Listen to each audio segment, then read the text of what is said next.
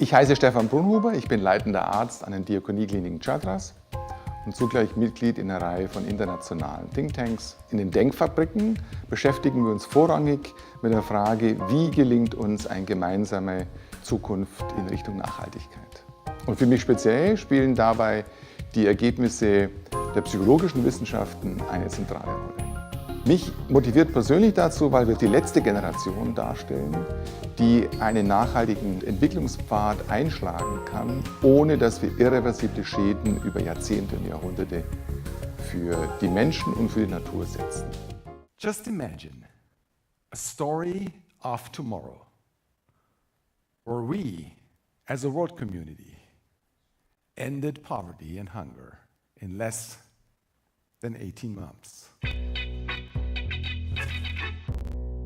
I'm not going to entertain you. I'm going to tell you a story of tomorrow. This is the story of Amina Mwele. Amina Mwele is Bantu language, and it means like having hope or having the capacity to change the world. Amina Mwele is a 41-year-old single-parent mother living in the suburban area of a big metropole in sub-Sahara city.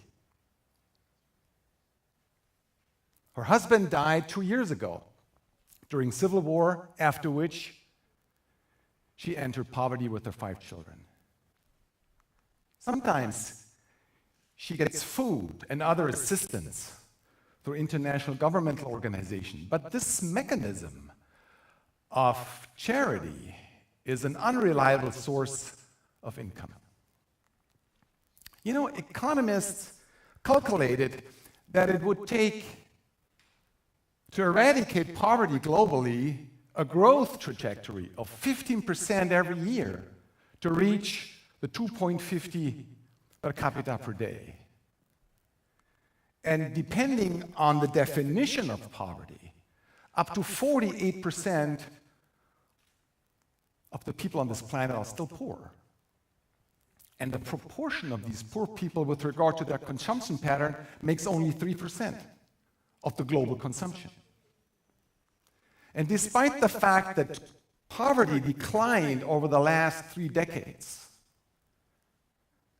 the poverty rate in sub-Sahara countries remains the same since 1970s, where 380 million Africans are affected, and over 600 Africans in total do not have access to power or energy. Some 18 months ago, the situation changed. Amina Mwele got a package from the UN with a solar panel and a cell phone in there. And ever since, she's able to purchase whatever she needs for her family. And parts of the program is that she is identified through a barcode on her cell phone every time she's entering the marketplace. And in doing so, automatically $2.50 are uploaded to her cell phone. And in contrast to her conventional money operating in her country, these coins come in a different way, allowing her to buy things like clothes, food, or school books, but not alcohol, guns, or drugs.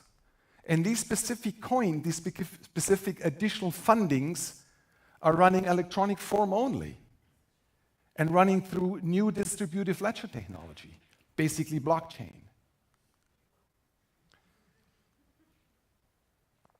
The shop owner who accepts these additional coins can use the coins to pay taxes, to pay wages of the employees, or going shopping himself. And the tax authorities can use these additional tax revenues to invest into local public goods like kindergarten, schooling, hospitals, or educational programs. This is technically a closed loop, where the additional liquidity generated in the region steers the entire city towards a sustainable future. Meanwhile, Amina Mwele's solar panel is generating enough power for the lighting in the evening and for her stove. In fact, as the sun is shining 10 hours every day, she can use the surplus and sell it to the local power grid.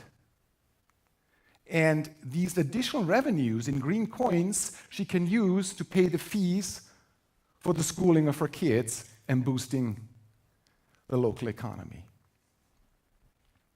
Through a special agreement called Advanced Commitment Strategy, the public and the private sector is generating a safe environment so business can sell their goods and services.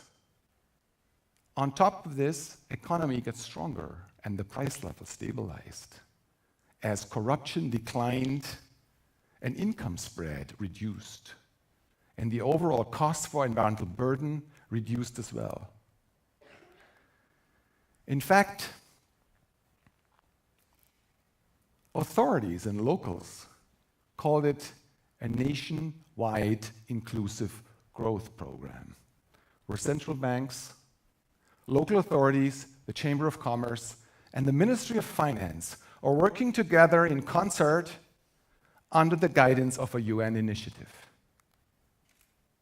And it's not about redistributing money through fees and taxes and charity and philanthropy, but rather creating a dual system running the blockchain technology, enabling and earmarked to finance global common goods.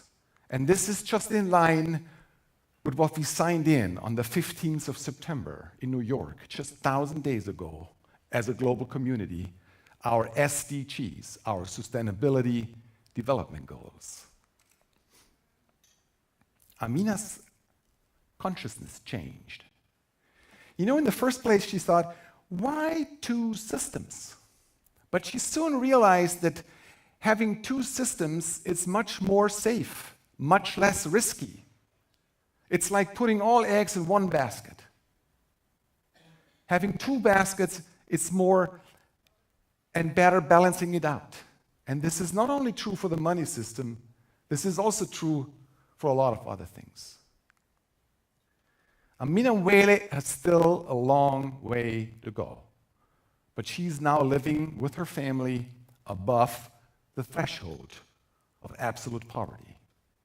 The kids are attending school regularly, and she considers to do business herself.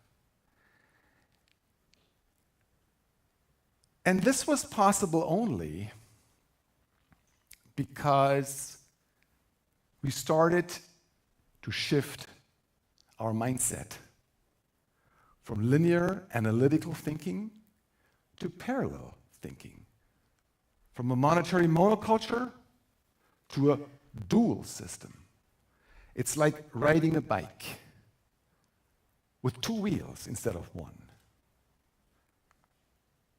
Just imagine a story of tomorrow where we, as a world community, ended poverty and hunger in less than 18 months. Thank you very much.